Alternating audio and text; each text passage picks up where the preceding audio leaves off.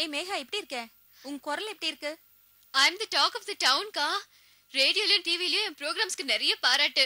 நேர்ல, லெட்டர்ஸ்ல, போன்ஸ்ல என் வாய்ஸ்ல நான் மேஜிக்கே பண்றேனா எல்லாரும் சொல்றாங்க. அதுக்காக போனே ரேடியோவை மாத்திராத. ரீத்து கிட்ட போன் கொடு. சரிக்கா, 1 செகண்ட். அக்கா. ஏ ரீத்து, எப்படியா இருக்க? நல்லா படிக்கிறியா? நல்லா படிச்சிட்டு இருக்கேன்க்கா. இப்ப நான் தானே மானிட்டர். Very good. நல்ல படிமா. படிப்புதான் பொண்ணுங்களுக்கு தன்னம்பிக்கையை தரும். எது அவினாஷும் கவிதாவுமா? நல்லா படிக்கிறாங்க. உள்ள விளையாடிட்டு இருக்காங்க. அம்மா எப்படி இருக்காங்க? நல்லா இருக்காங்கக்கா. கோயிலுக்கு போயிருக்காங்க. அக்கா, இங்க வைதிகி அக்காவும் மேகா அக்காவும் என்னை எப்ப பார்த்தாலும் மிரட்டிக்கிட்டே இருக்காங்க. பெரிய ஹெட் மாஸ்டர் மாதிரி. நீங்களே கேளுங்கக்கா. சரி சரி, நான் கேக்குறேன். நீயும் அடம் பிடிக்காம சமத்தா படிக்கணும் என்ன? சரி வச்சுட்டுமா? அம்மா தங்கச்சிங்களை எல்லாம் போன்ல தான் நல்லா விசாரிக்க வேண்டியிருக்கு. இன் பண்ணதுக்கு அப்புறம் தான் மறு வேலை.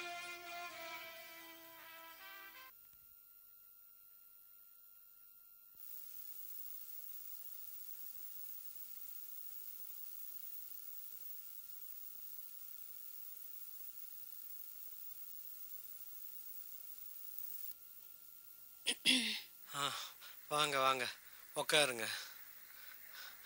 அர்ச்சனா, நம்பவே முடியலையே. நான் பாடம் கத்துக்கிட்டதையா? சே அதெல்லாம் ஒண்ணும் இல்லைங்க. இந்தாங்க. நீங்க சீக்கிரமாவே குணமாகணும். உங்க மாதிரி என் மேல அன்பு செலுத்துறவங்க பிரார்த்தனை ஒண்ணு மட்டுமே போதும். என் காயம் சீக்கிரம் ஆறிடும். எப்படிங்க? நீங்க எல்லாருமே பூமியை பார்த்துட்டு நடந்துட்டு இருக்கிறப்போ நான் மட்டும் வானத்தை பார்த்து நடந்தேன். சே அது உங்க தப்பு இல்ல. வயசு, சூழ்நிலை, சின்ன சின்ன ஆசை பெரிய கனவாயிடுச்சு. அதுவும் கெட்ட கனவா? ஏதோ நிச்சயத்துக்கு முன்னால அவன் யாரு என்னன்றது தெரிஞ்சிருச்சு. அதுக்கு கடவுளுக்கு நன்றி சொல்லணும். என்கிட்ட திட்டு வாங்கிட்டு எங்க குடும்ப மானத்தை காப்பாத்த போராடினது உங்க தங்கச்சி. அந்த போராட்டத்துல ரத்தம் சிந்தினது நீங்க. உங்களுக்கு நன்றி சொல்லாம ஆண்டவனுக்கு முதல்ல எப்படி சொல்றது? நாம ஒன்னும் எதிரிகள் இல்லையே, நண்பர்கள் தானே. நட்பு கேடையே நன்றிக்கு வேலை இல்லை. நாம நண்பர்களா? என்ன ஃப்ரெண்டா நீங்க ஏத்துப்பீங்களா? ஏன் உங்களுக்கு பிடிக்கலையா? இல்ல, உங்களை நான் கிண்டல்லாம் பண்ணினேன். அது நீங்க பண்ணலீங்க, உங்க வயசு அவ்வளவுதான். ஒருத்தர் தப்ப இப்படி கூட ஒருத்தர் எடுத்துக்க முடியுமா? உங்ககிட்ட நான் கத்துக்க வேண்டியது நிறைய இருக்கு. நான் ரெடி, ஆனா இந்த ஹாஸ்பிடல்ல முடியாத. நீங்க சீக்கிரமே குணமாகணும்னு நான் ஆண்டவனை வேண்டிக்கிறேன்.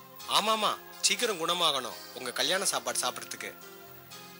எனக்கு கல்யாணமா? பின்ன என்ன, உங்க கல்யாணம் நடந்தாதான் என் தங்கச்சி கல்யாணம் நடக்கும். எல்லாம் ஒரு சுயநலம் தான்.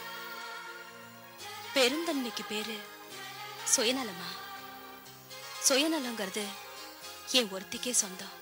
நீங்க வேற, எல்லாருமே சுயநலவாதி தான். பார்த்தா தெரியாது, போக போக உங்களுக்கே தெரியும்.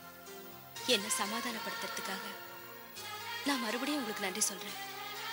நான் வரேன். உடம்ப பாத்துக்கோங்க. இத போக வச்ச டாக்டர்கிட்ட சொல்லிட்டு போங்க, ஏன்னா அவர் தான் உடம்ப பார்க்கணும்.